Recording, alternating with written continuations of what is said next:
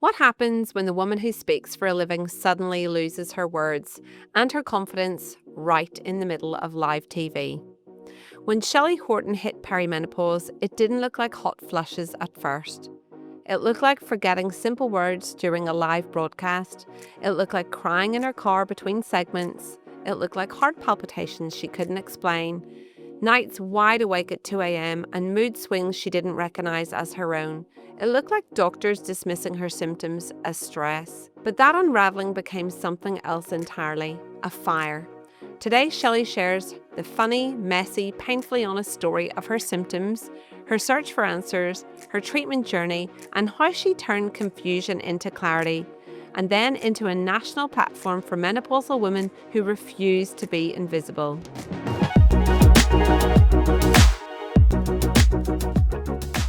Welcome to All About You. I'm Dr. Shauna Watts, GP and women's health advocate.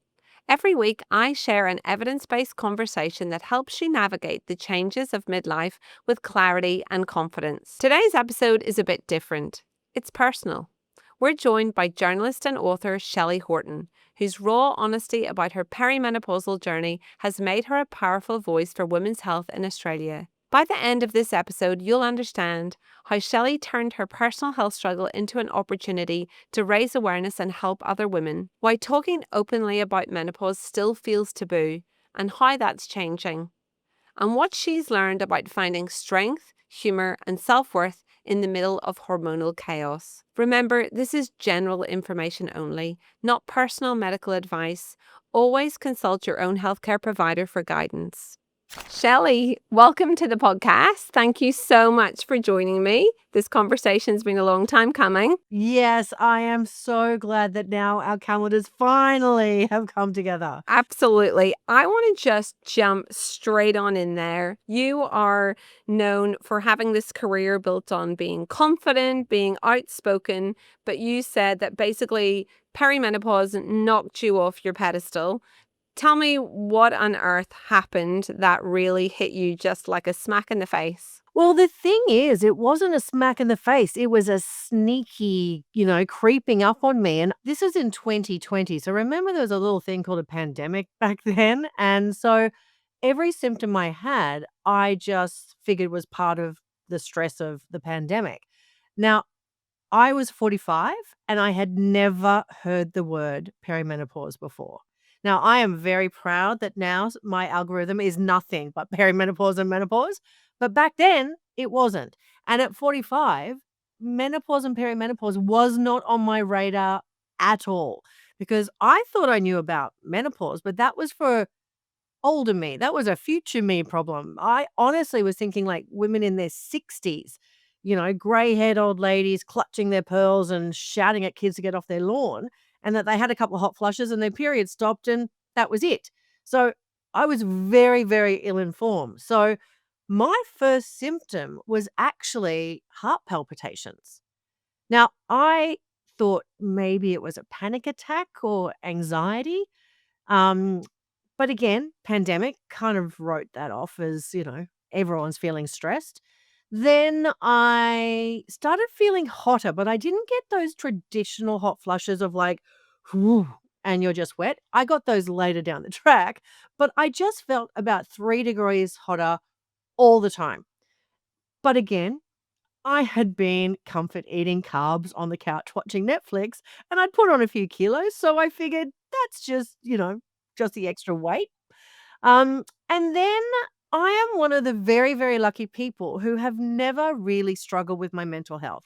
I've just been able to cope in a very hectic industry, working in the media, but I've never really had any anxiety or depression. And then I really got this heavy weight of depression, which again, I thought, well, everyone's feeling like that because, we're having to work from home. I really disregarded all of these warning signs. And I knew that a lot of well, actually, I didn't even think about periods or anything then, but I assume that a lot of women would identify that they're becoming a little bit closer to peri or menopause when their cycle starts to change. However, I had a marina. Now, and I'd had a Marina replaced a couple of times, so I hadn't had a period for 12 years. So there was no cycle for me to have any kind of idea of. And so it was in September that I had what I could only describe as an Armageddon period where I actually bled through my clothes. And you might remember, but toilet paper was like gold dust in those days. But because I didn't have any period products at home, why would I after 12 years of not bleeding? So I was like rolling up toilet paper and sending my husband out to get some tampons for me. And it was only really that horrific period that made me go, I better see a doctor, which is so sad because all of the symptoms leading up to that period, each of them in their own stance should have been enough for me to see a doctor, but I didn't. So I took myself off to a GP, and this is where I have to admit to you as a doctor, I'm very sorry, but I didn't have a regular doctor. I'm one of those women who goes for like the GP who bulk bills at one of those, big clinics. And that kind of bit me in the ass because I thought I'd done the right thing by booking in to see a female GP, but she didn't really know me and I didn't know her. And I went in and I explained my symptoms, and she said, "Ooh, bleeding with an IUD could be cancer." Oh, Yeah. So, that's a bit of a leap, to be honest. But anyway. yeah. She sent me off to hospital and everyone was masked up and PPE. It was just so terrifying. And I had to go and have an internal ultrasound. And then I went and she took some bloods. And so I came back a couple of days later and she's like, "Great news. You haven't got cancer and your blood tests are completely normal. So you're just not managing your stress very well. Maybe you should take up a hobby." So I grew up in country Queensland where I was very much brought up that doctors are gods. You do not question doctors. And so I didn't question what she said to me. But what it meant was I went home in floods of tears, blaming myself for doing this to myself. And I didn't actually see another doctor for months and months and months. So it just meant that because I had no diagnosis and no treatment, my symptoms got worse and worse and worse. And unfortunately for me, like we know, 1 in 3 women get perimenopausal depression. My depression got so severe that I was having days I couldn't get out of bed. I was crying at least once a day, and I am very bloody bubbly. Like, so this is very out of character for me. And yet when you're in it, it's so hard to recognize it. And one of the biggest things for me was I debate the news of the day on Channel 9. I've been doing it, on various stations for my entire career, for 30 years. And I get a buzz out of it. Like, it's certainly not something I get nervous about. But I lost my confidence. And I started second guessing myself and second guessing what I was saying on TV. And then once I finished my segment, because I'm on air for about 20 minutes and it's all live and it's debating another journalist, like it's pretty, you've got to be on your toes and ready to have a bit of biffo. And I would be in floods of tears afterwards. And I remember one day in particular when I was driving home from Channel 9 and I was sobbing in the car and my negative self-talk was so loud. It was screaming at me. It was like, "You're an embarrassment. You're stupid. You're a fraud. Uh, your parents would be ashamed of you. And you know what? You should probably quit your job at Channel 9 because you are so bad. They're going to fire you. And imagine how humiliating it would be to get fired." So that's what I was hearing in my head. And I couldn't turn the noise down. So I got home that day and I didn't tell my husband what was going on in my head, but I was just in floods of tears and I just said to him, "I want to quit my job. I can't do it anymore. I'm not good at it anymore. I can't do it." And he sat me down and he said the kindest thing that I think any human has ever said to me. And he just said, "I don't think there's anything wrong with you, but I think there might be something wrong with the chemicals in your brain." So why don't we go and see someone together? And that's what we did. And he was the one who made the appointment with Dr. Jenny Mansberg, because Dr. Jenny Mansberg's a friend of mine, but she wasn't my GP because I don't want to have wine with the same person that does my pap test.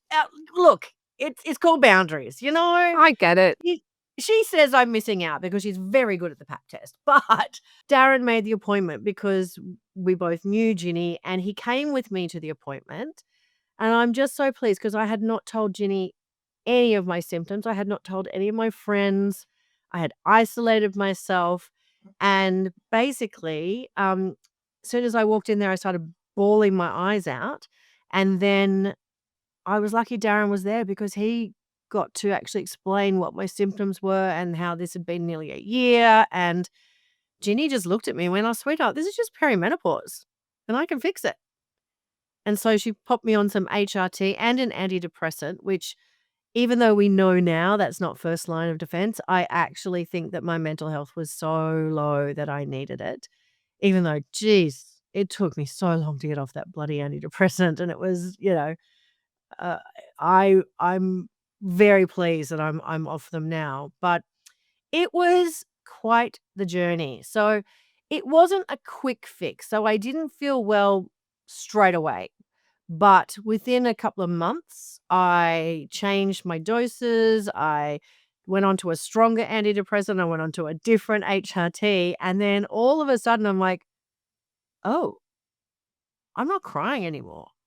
I'm I'm feeling smart again. I'm feeling like me again. And I had this moment where I was driving my car and I was singing along to the radio. And I stopped at the lights and I was just like, I can't remember the last time I was singing along with the radio. Like, I actually feel happy again.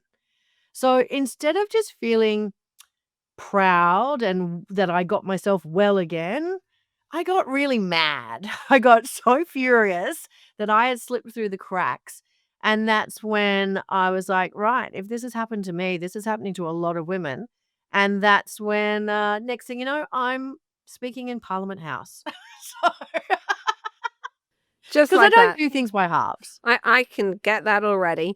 I want to stop you there a little bit because I want to dive a little bit deeper into a few things. What do you think your husband or your family might have said before you went to see Dr. Ginny? Like, do you think you were completely hiding this from everyone, or do you think people were noticing that you seemed a bit different? I know, having spoken to Darren years afterwards, because I said to him, "How did you know to put it in such a gentle way?" And he just said that my personality had changed, that I was so sad and depressed and down on myself, and he said, "I knew I had to be really careful with the way that I worded it because you were being so mean to yourself. I didn't wanna do anything that would lead to you being mean to yourself." So he's like, it was a real gently approach, but as he said, he's not a medical professional. He was, I would come home in tears from work, and he would just hand me one of our rescue dogs and just say, "Take one puppy and have a lie down," because that's what I would do, and and it was so strange because it wasn't like I would sleep, but I would lie down, but I didn't wanna read, I didn't wanna watch TV, I just stare into space. And when I'm well, oh my god, I can't even imagine doing that. So, it certainly wasn't hiding symptoms from him. It was impossible to hide them because they were so severe.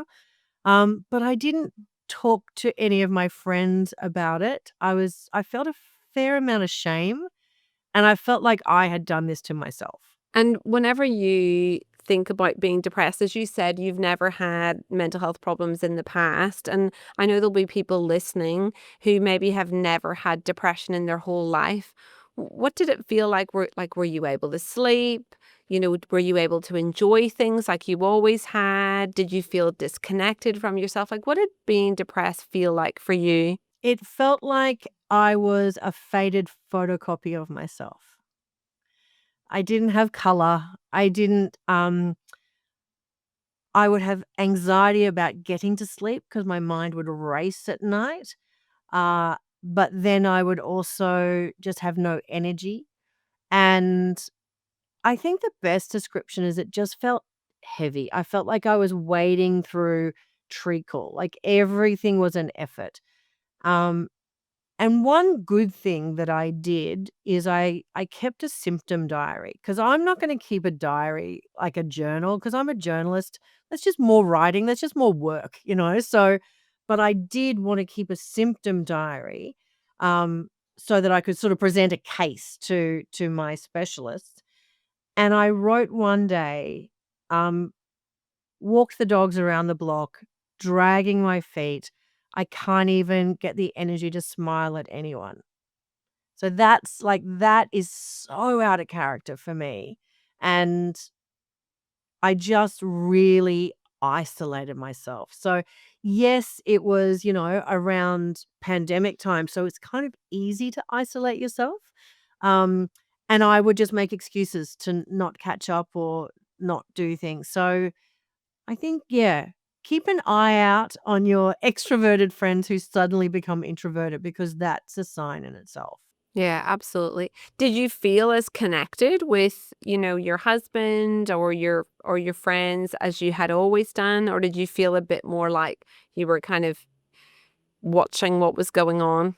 I definitely felt connected to my husband because I felt like he was my lifeline. Like he was the only one who knew the truth and he was the only one that I was completely honest with. I put on a mask for work. And I think women do that, and it's to our own detriment. But I would use all of my energy to go into Channel 9 to do my job and then leave without anyone having any idea that I was completely depressed. And I think sometimes I question myself that how can I be so high functioning and still depressed? And so in my brain, it was always a bit like, well, you're not that bad. So you obviously can still work. So I almost feel like that made it even harder, the fact that I could rally and do what I had to do, but there was always a price to pay for rallying. I would rally and then it would take me a day to recover. And in hindsight, have you talked to your work colleagues? Like, have any of them said that they did think there was something not quite right? I had a couple of friends who said that they thought it was strange that I was isolating myself, but they also said because of the pandemic, they weren't really we weren't pushing each other to do things because it was like everyone at their own pace kind of situation.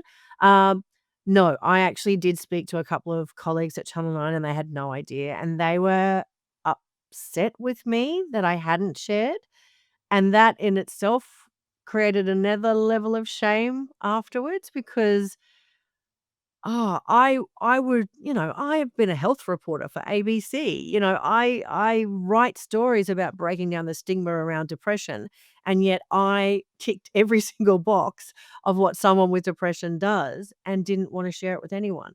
So, yeah, it's hard. It's almost like you're not strong enough to share that you're not feeling strong. Yeah, it's very hard, but you've been amazing and honest and open about how you felt, which is, I think is so helpful to people listening. This episode is brought to you by my 16-week Rediscover You program, designed specifically for women navigating the challenges of perimenopause and menopause. If you're dealing with disrupted sleep, mood changes, or unexplained weight gain, this evidence-based program combines medical guidance, practical tools, and a supportive community to help you take control of your health. Women have reported significant improvements in symptom management of sleep quality and overall well-being. As an All About You listener, when you mention the podcast, you'll gain priority access for our next intake. Click the link in the show notes to learn more and join. I'd love to help you rediscover the vibrant, confident version of yourself. So you're in the room with Dr. Ginny and she tells you, I'm going to put you on some hormones, I'm going to put you on some antidepressants. Did you have a preconceived idea about hormones? Did you have any of the baggage around, oh, hormones might cause cancer, these are really dangerous? I almost think that some of my depression went into paranoia because part of my first, it was almost like a Tourette's reaction to hearing the word HRT was, "Ginny's trying to give me breast cancer." That's how bad my head was. So Ginny did sit me down and explain, that it's perfectly safe. I did go and get a mammogram. I did go and get all of my baseline tests. So, it was all very, very correct. I did have the mental health assessment. All of that was very by the book. And I still had this fear. And it was only after having a really good expert explain to me that it's completely safe for me that I was then comfortable to take them. But I think I also was at my wit's end. So I was also a little bit like, I'll try anything because I don't know if I'm gonna be hanging around if I don't do something. And whenever you say hanging around, was that because your feelings were pretty dark at that point? Yeah, so I think before I went on to HRT, I don't think I had self-harm thoughts. Oh, no, I did a couple of where I thought about, crashing my car. I think those sort of things flash into my head. I actually and I write about it in the book, but my worst was breakthrough depression when I was on antidepressants and HRT, and I actually had a night where I was working in Sydney and my husband was where we live on the Gold Coast, and I did want to hurt myself, and that's a very, very scary place to get, and I was very lucky that instead of keeping it to myself, I rang my husband and he rang Ginny and Ginny rang me, and it was like an intervention. The best advice she gave me that night was everything will feel better after a sleep. So don't make any decisions tonight. Everything will feel better after a sleep. And the next day it did feel better. After being at the lowest of lows that night where I could, visualize actually cutting myself, I still went and did TV the next morning and recorded all of this work and didn't tell a single person what had happened the night before. And that scared me a little bit that I could get that low and yet still perform. Isn't that a conversation all on its own for so many women? Because I think, isn't that what we're kind of, I don't know, taught to do, like Yeah. pull it all Soldier on. together, you can do it. You can do it. Rally. You'll be right.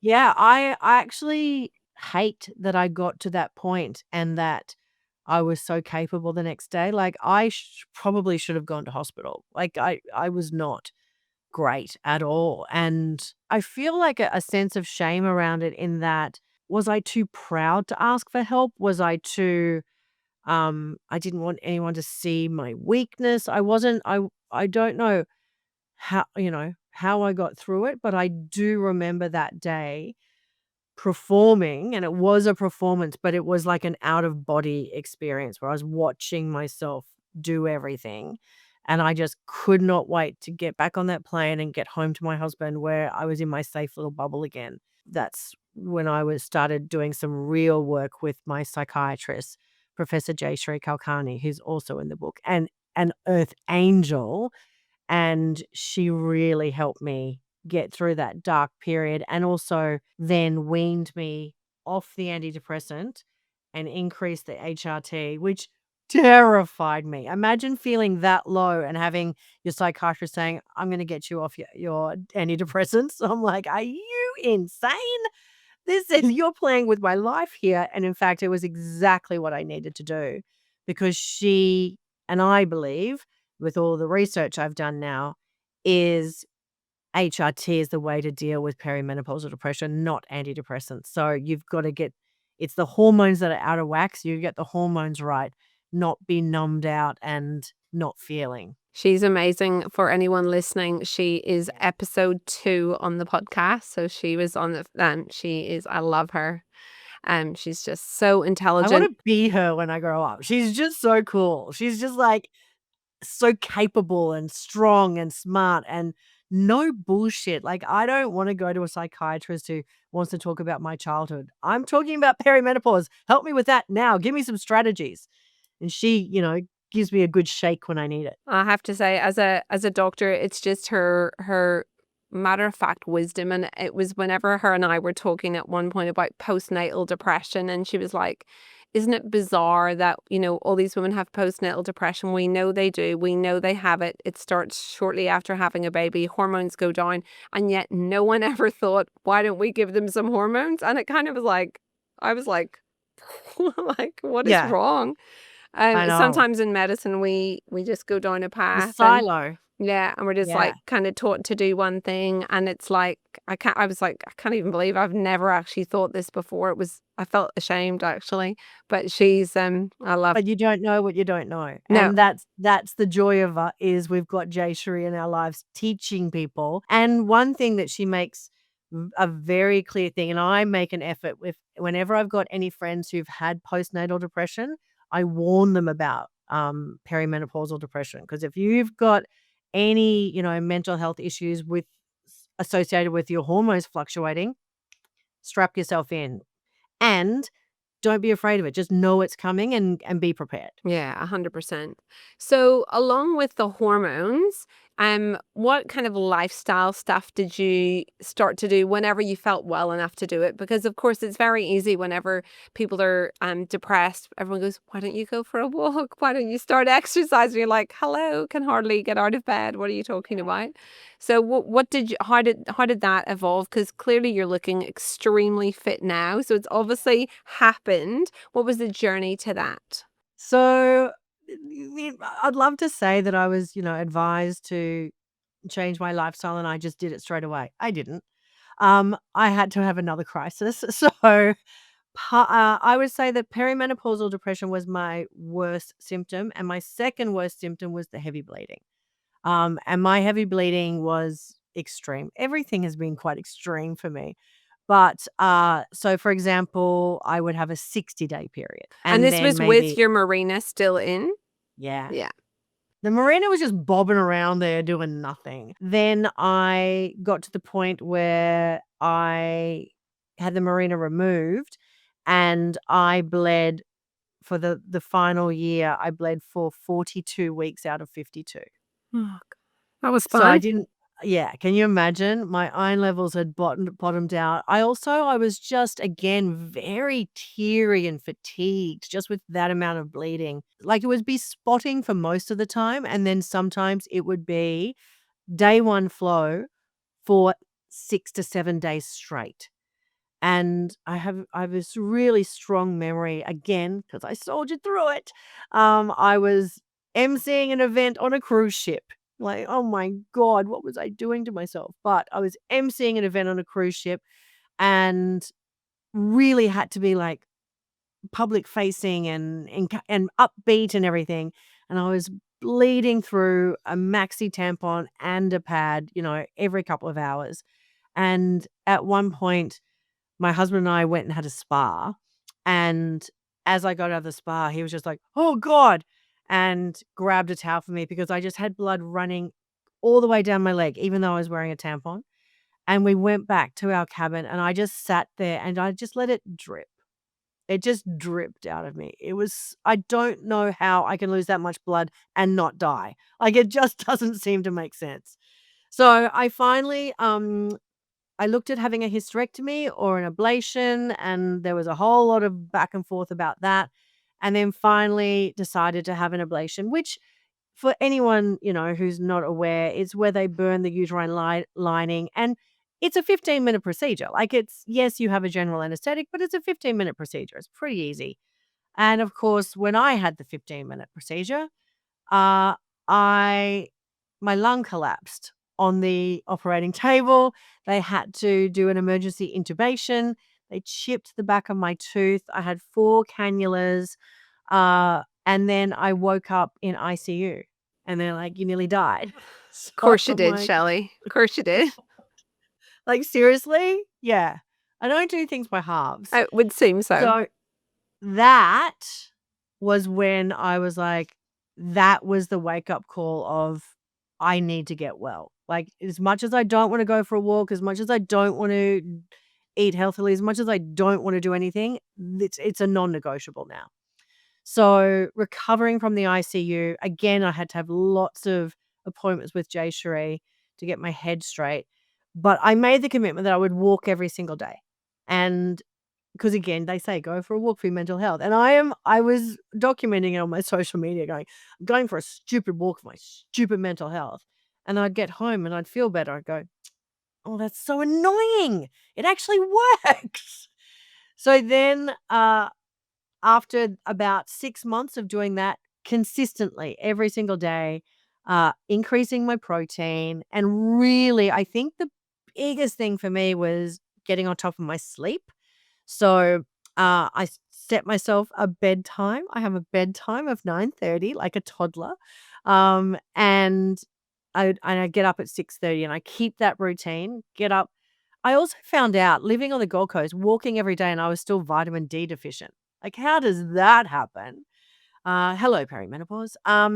But after I started to get into that routine and I started to feel a bit healthier, I decided to add strength training because I'd done all the research and all of my, menopause heroes of, Dr. Mary Claire Haver and Dr. Vonda Wright and Dr. Kelly Casperson. They were all saying I need to do strength training. And I could think of nothing worse than going into a gym. And I was convinced at my age that I'd go to the gym and I'd just put my back out or something. So I ended up finding a female physio who did small class, 6 women in a class, strength training. And so I had my physio appointment with her because I've got a dodgy hip and I've got all sorts of tweaks and aches and pains and things. So she's great because she just makes sure your form is exactly right. So I'm now addicted. I love it. It's probably my favorite part of the week. And I think for the first time, I'm now 52, I feel proud of what my body can do rather than mad at my body because it's not skinny enough. And that's been a really amazing mindset shift for me. So for once, I'm not hoping that the number on the scales go down. I'm hoping the number on my weight bar goes up. And I've got to tell you, it is addictive because at the start of this year, a dead hang is where you hold on to a bar above your head and you just hold your own body weight. At the start of the year, I could not even do 1 second. I just fell off and fell off and fell off many times. And I'm now up to 48 seconds holding my own body weight. I So know, and I'm good. so excited.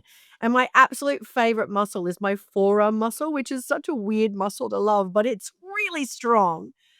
And now that I've done all the research, I'm seeing how much grip strength actually helps you with your longevity, how much have building that muscle, those muscles and doing those dead squats are really helping me. And I just feel now I'm still doing the walking. I'm doing the strength training twice a week. I've increased my protein. I'm taking some extra supplements. I'm never going to give up my HRT.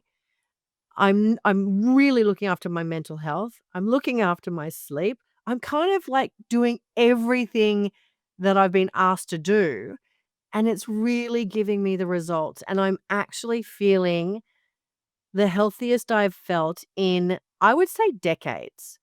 Because, I've kind of treated my body like a rental car and driven it in the red and bumped the tires a few times, but I'm actually really caring about my body and looking after it. The one thing I will admit is I have not given up alcohol, and I know a lot of women do, and I know a lot of my friends, they now just have a bad reaction to alcohol. I don't, and I still really like it. So, unfortunately, it is one thing where I say, "Do as I say, not as I do," when it comes to the booze. I appreciate your honesty, and clearly you're a peri godmother, but you're just not completely perfect, and that's all right. It makes you Yeah, much more exactly right. relatable, to be fair. You're absolutely right. We have to stop thinking of, I think, even in my mind, for years, muscles were like a big piece of steak or a big piece of roast beef that you're going to pop in the oven, and you thought of it as this kind of big slab that was attached to a bone. But we're now understanding that our muscles are sending all these messages to all parts benefits for our body, and they're so related to brain health and longevity, and even, what your insulin levels are doing and what your glucose is doing and what your weight's doing.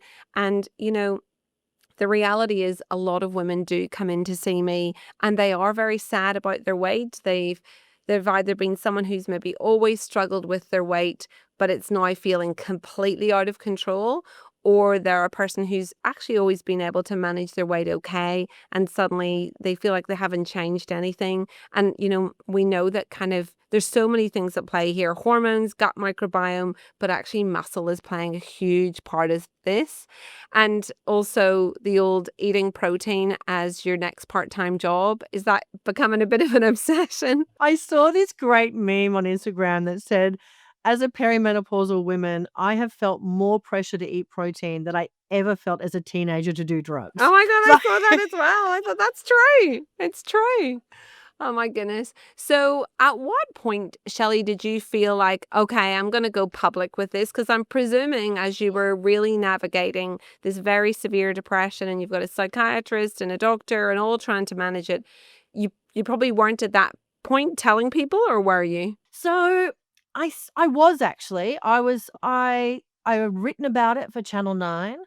And yes, along with Jay Sheree and Ginny and a few others, I was part of the first parliamentary roundtable about menopause in in the Australian government, which was 2023. And can you believe that was the first time menopause had ever been mentioned in Australian Parliament? 2023. And that's what led to the Senate inquiry and the incredible changes that are happening now. And I'm so proud that I was part of that. I did all of that while I was still at my worst. So I write about it in the book because I said I feel a bit of shame that I didn't give evidence at the Senate inquiry. But you know what? That was when I was at my worst, and for once, I did put my own oxygen mask on myself, and I just had to look after me, not fly to Canberra and tell my story to strangers. Um, but I felt like I shared it and I wrote about it, but I didn't really share the really, really bad bits. And it wasn't until I decided to write the book that I'm like, if I'm gonna do this, it has to be completely honest and warts and all. And I think people, when they read my book or listen to it, it is very conversational.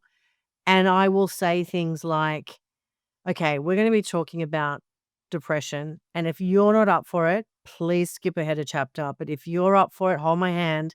We're going to go in and it's going to be gnarly and it's going to be ugly, but let's do it together. So I wanted it to be almost like a girlfriend guiding you through it. Even though everything is evidence based, it's very conversational. So I think that's when I decided that, like, I had never told anyone about the self-harm. I'd never told anyone about the suicidal ideations. I had never admitted to, like, having days of not getting out of bed, that sort of thing. So I kind of had to just, I don't know, just decide to expose my soft underbelly in the hope that it would help other women. And I've got to tell you, it was also really hard writing it because by the time I was writing it, I was feeling well again. And so I had to have more sessions with Jay Cherie so that I didn't slip back into depression because it was pretty hard going writing that chapter, and lots of tears flowed, and also just a lot of grief for little old me who didn't know any better at the time and just didn't have the help that I deserved. And yeah, it was a bit of a therapy session in itself writing the book. Well, I mean, I can tell you that women listening are going to be so appreciative because, it's all very well reading a little list that says vaginal dryness and low mood, but what does that really look like? Or change in your menstrual period. Like, what does that even mean? But actually, as you say, to tell the truth, warts and all, and let people know that so someone can listen and go, "Oh my God, like that's the same as me. I've had a period for 30 days," or, you know, like I always think like vaginal dryness, people go, "Oh, it's just a bit of a vaginal dryness." No, for some women it's excruciatingly painful and sex becomes completely off the table. Or as you said, it's a little bit of low mood. No, it can be catastrophically low mood and end up with suicide and, someone quitting their job or leaving their life, quite frankly. So, the reality is that we do need to have these conversations in a much more in-depth and raw way so that people can feel like this is actually the reality of this situation. I even had when Ginny first put me on HRT, she wanted to put me on vaginal estrogen at the same time, and I'm like, I just don't care about that. Like, the thought of having sex was the last thing on my mind, and you know what? I wish she'd been firmer with me or that, someone had been firmer with me because you can't get it back. Once it gets to its worst, you can only get it back so far. And can you believe the reason that I started back on vaginal estrogen was I got a UTI at 51. Guess when my last UTI was? 19. So that's how much it had affected my entire area. And again, I'm like, look, I'm just not going to be embarrassed about this. So there's a chapter in the book that says my vagina's dry as I nicknamed it the sandbox. Like it was dry as the Sahara. And I would bleed when I had sex. And you know what? If you tear when you have sex, you really don't want to have sex often. So I'm always your vagina is for you first and for anyone else second. So take care for you for the itchiness, the UTIs, the pain. Take care of you. And you don't get onto the vaginal estrogen just because you want to have a juicy box for your husband. That's not the reason to do it. That's a nice side effect, but you got to be looking after yourself and all of the health reasons that go with it. Just don't be embarrassed. 100%. Now, another thing that women say a lot is that they feel like they're becoming invisible. And I wanted to ask you because you obviously work in a very in an industry where we do classically see that middle-aged women start to disappear.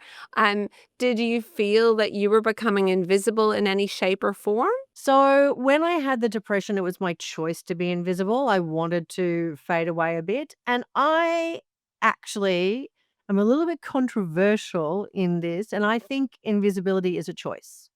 So I chose to fade away for a little bit. And then once I got well, I was back. So for me, in fact, I felt more powerful, stronger, smarter, more on top of everything. So I I felt like instead of I think women are expected to fade into the wallpaper. I'm like, I'm not fading away. I'm a freaking feature wall. I am here and I am strong and I'm going to be what people are talking about. So I really didn't ever feel that. I mean, the media is the most brutal industry to work in. My God, am I a sadist? I don't know. But I feel like now I value what I think and what I say more than how I look. And I think previously I would have been a bit more wrapped up in the you've got to look a certain way to be on TV and you've got to do this and you've got to do that. And I'm not a size 10 and what am I going to do? Whereas now I'm like, are you kidding me? I will blow those, 10 size 10, 8, size 8 girls out of the water because I've got some opinions. So I feel like it's very different for me. And I also feel the great thing about the sisterhood when you're going through perimenopause is you do support each other. And then what I love is, I mean, I don't know if I'm in menopause yet. I don't think I'll ever know because I've had the ablation. So, who knows? I wish and I know that if, men had perimenopause and menopause, there would be a test. 1,000% there would be a test. There'd be and it wouldn't even be a blood test because that would be too painful. I'd just have to pee on a stick and find out. So I feel like I'm getting into that menopausal zest stage. So, which is what I, close the book out in with the final chapter saying giving zero fucks. And that's honestly how I'm feeling. I think before, if I lost a job or if something like that happened, I'd be in floods of tears and it might and be kind of woe is me, it's the end of my career. Now I'm like, I'm the one who creates my career. I'm not waiting to be picked. I'm going to create the opportunities. I'm going to make sure it happens. So for me, I think this is actually a time to step up. And it's also for women a time to stop putting yourself at the bottom of the to do list. So many women do that. It's the kids, the husband, the job, the dog, everything ahead of anything that you want. And I'm like, "No, no, no, no. Let's start doing things that make me happy." And you know what? The way that that works then is you're doing something you're passionate about, and then the work flows. So I'm pretty going against the tide of feeling invisible. I'm actually feeling very visible and powerful. Look out. I love that for you. And also, what I love actually is that you've been really honest because a lot of women will see people writing online is that, oh, I started HRT and within 2 weeks I felt completely better, and that's great. And I think, there are definitely women that it is really quickly quite transformative and we get, the right dose very quickly. But there are other women that can feel very disheartened and we can be swapping doses and swapping medications. And you've been really honest that it wasn't a straightforward journey for you to get the right dose, and I think that's really helpful. Yeah, I ended up trying 4 different types of HRT, and I persevered with patches for a long time, and they irritated my skin. I would have a rash or they would fall off and all that sort of stuff. Um, and it was actually I was in Melbourne, and it was the first time I met Dr. Louise Newson from the UK. And me being me, I mean, oh my God, I'm such a nightmare. But I was emceeing an event and Louise was the guest speaker. And in the lunch break, I pulled up my shirt and pulled my pants down. I'm like, Louise, is this normal that this rash? And she's like, oh my God. She's like, you're not absorbing any of that. You should change the gel. And honestly, it was like, oh, okay. Change to the gel. And now, it's like, it's the one that works for me. I'm the same. I have to say I got the worst rashes from the patch and they were actually sore. The rash actually hurt. So, and lots of women are often go, can you get me on the patch? Can you get me on the patch? And I'm like, what do you say? You might just want to go back to the gel. But this is the thing, I have a good girlfriend who tried the gel, hates it, loves the patch, and now the patches are almost unavailable in Australia. So, it's so frustrating, but again, this is where every single woman will have a different experience. So in a way, that almost is frustrating because it would be much easier if it was like A will happen, then B, then C. It doesn't happen that way. It's like A, X, M. Who knows what's going to throw the alphabet up in the air because we don't know. Yeah, absolutely. So, talk to me about this book. It's incredible. It's obviously, I'm, I think I read it was sold out really quickly as well, which is obviously amazing. And congratulations. What made you decide, right, that's it, I'm going to put pen to paper? I think it was just the frustration. And I think because there wasn't a book on perimenopause. Everything was menopause, and most of it was written by doctors, and bless them, but it was a bit dry. I'm like, I've already got a dry vagina. I don't need a dry book as well. So I, I wanted to make a book that was entertaining, funny, a bit cheeky, but definitely evidence based. So the way I approached it was a little bit unusual in that I dictated most of it into my phone. So I would actually be driving to a job in Toowoomba, which is like 3 hours from here, and just have my phone on record, and I would just talk for 3 hours straight because it was all about my experiences. So I had to get the story. Then I contacted, the best menopause experts in the world, and I'm so lucky that every single person I asked said yes. So I've got expert information. I've got a frolicking good tale. a shocking story because, my experience has been extremely bad. Um, and now, yes, it's done incredibly well. So, yes, it's sold out day 1 on Amazon. It, has become a bestseller, and Audible just released their, top 10 guides, and it's number 7 in well-being for the entire year. So, Yay, go that's pretty you. exciting. That's so good.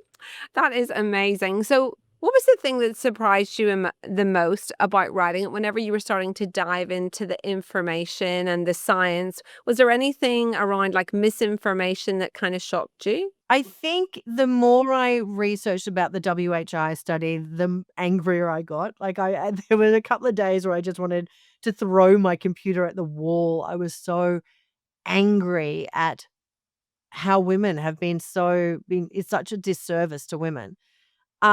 The other interesting thing has been working through that I was really mad with my mum for not warning me, and I felt like she had gate kept the information from me. But the more research I did, the more I realized that my mum's generation, that was the WHI study generation. They had HRT ripped off them. They were told not to talk about it because, how dare you say you want to be on that because it gives you breast cancer. And our mothers' generations, they don't even really talk about mental health. They just soldier on. And I think it was a real awakening for me to go from angry daughter to empathetic and educated daughter. And now the grief that I feel for my mum and all of those other women who just didn't have the skill set or tools to fight. I love being Gen X. We were brought up fighting. Like we just like bring it on. There's no bloody ribbon for everyone for participating when it comes to Gen X. You came home when the lights went on the street and you drank. I can't remember drinking water once as a teenager. Like, I don't know how we survived. I know, imagine being 13 and knowing about skincare or something like that. Like it was just If anything, I was, putting lemon juice in my hair to get it to bleach, and I was putting baby oil on to try and get my skin brown in the sun. Like, what a nightmare. Now they've got a 12-step skincare routine. I'm like, I barely have that now. So yeah, there was a lot of generational fury that I felt. And then I felt like I also felt quite angry about the menopause institutions and how they have been incredibly well funded, and yet they haven't actually done a good job. And so I've kind of went, right, I'm going to do it and I'm going to get that information out there. But for me, it's very evidence based. And I think that's because of my journalism background. I wanted to make sure it was all very, very accurate. And so, there's an entire chapter on herbs because I'm not a herbs person. And so all of that is really dissected. But I also, shout out to my editor, Alex Payne, who I think she's a unicorn because writing a book like this, which is so personal, I have been edited my whole life. So I don't get upset if someone tells me to change, some sentences or whatever. Who cares? But however, for this book, it seemed so personal. And she made me bring the receipts. So I had to go and find the clinical trials. I would say things very flippantly like the International Menopause Society says, and she'll go, where did they say it? Give me exactly, the information. And then they sent my book off to an independent GP who was a menopause expert, had been, educated in menopause to completely fact check it. And we did have a little bit of argy-bargy about over the WHI and some wording and things like that, and a little bit of argy-bargy about how much education GPs get, but I'm always up for argy-bargy. So, a bit of back and forward, and I feel really proud to have a book that's so entertaining and so informative and factually correct at the same time, because that's actually really hard to do. Yeah, 100%, because it can feel like quite a depressing subject. Yeah, absolutely. And if I told my story, I could tell my story as a sob story easily. And I didn't want to do that. I didn't want to scare women because I think that you can get a bit doom and gloom. So by having it a bit funny and a bit cheeky, and I swear in it, I was really determined to say, I know that sounds dumb, but I'm like, you know what? It is a fucking nightmare. I should be able to say it's a fucking nightmare. And that makes it a point of difference to other books as well. So the response I've had from real women, like, sliding into my DMs just going, "It was when you were dropping the F bombs and that I'm like, oh, someone sees me. I get it. It's real." Do you feel like it was cathartic to have written the book? Yes, definitely. Definitely. Exhausting as well.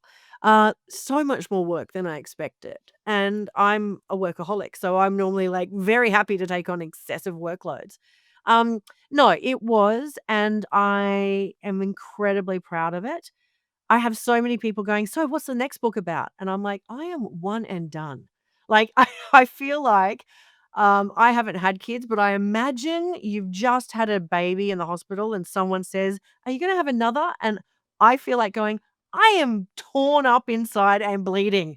Do not ask me about that." So, I think I need a bit of healing, uh, but the joy that I'm getting now is actually doing the keynote speaking and giving speeches and helping women and just seeing those light bulbs going off in an audience. And I don't think in, all of the speeches I've given this year, there hasn't been a single one that where there hasn't been at least one woman who's cried. If there are still women who are crying in 2025, then they still need my help. Yeah, 100%. How did it feel to have family and friends read the book and feel exposed? Because is that nearly trickier than having strangers read it? Yeah, 100%. Yeah, look, and particularly because I was very open about my feelings about mum. And I love my mum, but I was pretty brutal about it. And so my mum is a retired school teacher. So she sat down with a manuscript, which is honestly like 5 inches thick, with a red pen and a post it notebook. And she just went through like the grammar police. And she got to the depression chapter where I was very worried because I had said that I was depressed, but I didn't ever admit to how bad it was, and I was really worried about how she'd react, and at the end of it, she was actually amazing, and she just said, "Look, that was very confronting, but I know this is gonna help other people." So it was like, but yeah, even just talking about sex and stuff, I don't want my brother reading that and like all of that sort of thing. I'm much more comfortable just saying, "This is for the people, not my people. My people, I don't really want them to read it." So that's kind of is a funny thing. But I emceed a menopause event at the Opera House called So Hot Right Now. And I was on stage. There's 2,500 people in the audience. Biggest gig of my life, best day of my life with, Dr. Mary Claire Haver and, Dr. Louise Newson and Dr. Vonda Wright and Dr. Kelly Casperson, like, Dr. Jay Sheree, like, all of my heroes on stage, and I was incredibly prepared and excited, and my mum and dad were sitting front row, and I got so nervous that my lip stuck to my gum, like, and I was like I kinda couldn't get my lip down 'cause my mouth went so dry. Um, Well, I was but it there was and I did not notice that at all. I've had that happen to me as well. The dry mouth is the worst. it's the worst. At one point when Dr. Kelly Casperson was talking about dry vagina and women being completely dismissed, I was side of stage and I saw my mum crying. So then that had me in tears, and I'm like, "Get it together, get it together." And then at the end there was a standing ovation, which was amazing, and my dad's chest was as large as the opera house. So I was so it's like it's traumatic having them there, but then it's so important having them there as well. So, yeah, it's been a bit of a fine line, but my dad has only just finished reading the whole book because he didn't wasn't really his favorite subject matter. Um, but I was so proud because he said to me, "You'll be pleased." He goes to like a secret men's business coffee, on a Sunday. He's 76. His I think the eldest in the group is 90. And he said, "I said the word perimenopause at men's group." I love that. And I'm like, "My work here is done. Thanks, Kev." Yeah. I love that. So good. So obviously you are still very, very busy with the book. It's absolutely still on a crest of a wave at the moment. But what does the future look like for you? What's next? So you know what? I think that I'm tapping into my joy, and that is being on stage. So whether it's educating workplaces or speaking at conferences or things like that, that is what's filling my cup up. And I also think I'm such an extrovert. And now that I'm well, I just want to hug everyone that I see. So I've been so insular writing it and locked in my room. Now getting to actually get up on stage and talk about it has been incredible. And then there's nothing I love more than signing copies of the book and actually having hugs and chats with women afterwards. And I just got back from New York and gave my first speech in New York. It was a bucket list moment. Like I got to be the fairy godmother standing in New York with the skyline in the back. And yeah, that was a pretty proud moment for me. So that's what I would love to really focus on for, the next year or so. And then we'll see after that. I mean, 6 years ago, if you said I was gonna be talking about perimenopause, I would have been like, "Peri what?" So, who knows what's coming. Well, let's hope there's nothing dramatic medical wise Yeah, anyway. That would be can we nice. I don't think there's anything on the horizon. You have been so generous with sharing your story. I'd love just to finish with a message for any women who feel lost or scared. What's one small, compassionate step they could take today to start feeling more in control? know you're not alone and educate yourself. So use the algorithm. The fact that social media can give you so much information from incredible experts that you wouldn't normally have access to. They are sharing their knowledge, and that is an absolute gift. And once you learn about it, you kind of name the beast, and then it's much easier to navigate. And just, yeah, you're not alone and don't feel like you need to go through this alone. There's so much support out there, and there is treatment for every single symptom. So don't suffer. And so, if anyone wants to find you, do you have a website that we can find you on? Tell us. Yes, so my website is my company that I run with my husband. It's called Shell Shocked Media. Shell Shocked. It's very appropriate. And I teach people how confidence and how to speak on camera and that sort of thing. And my husband is a cameraman and soundo because I believe that there's no sense sleeping your way to the middle. It's very convenient having a husband who can do all the filming for me. So Shell Shocked Media is my website, but I am most accessible on Instagram. So it's Shelly Horton and then the number one, Shelly Horton 1. So slide into my DMs. I really make an effort to reply to as many people as possible. Um, and I love having that interaction with people. Shelley, thank you so much. For everyone listening, we'll have all the details in the show notes. This is definitely a really fun and honest, brutally honest read. Thanks for having me. Thank you for giving up an hour of your time. I appreciate you very much. Here are my 3 takeaways from today's conversation with Shelley. Understanding is power. When you know what your hormones are doing, you can make informed choices and reclaim control. Speaking out breaks shame. The more we share stories like Shelley's, the less isolated and misunderstood women feel. Treatment is a journey, and with the right support, the right clinician, and the right options, women can feel like themselves again. Thank you, Shelley, for your honesty, your advocacy, and for reminding us that vulnerability and strength can absolutely coexist. If this episode resonated with you, please follow the show and share it with a friend who needs to hear that she's not alone. Shelley's book, I'm Your Peri Godmother, has been announced as one of the top 10 wellbeing books of the year on Audible. You can find links to purchase and download the book in our show notes. And remember, this information is general in nature and not intended to replace personalized medical advice. Always speak to your healthcare provider for guidance about your own situation. I'm Dr. Shauna Watts, and I'll see you next time on All About You.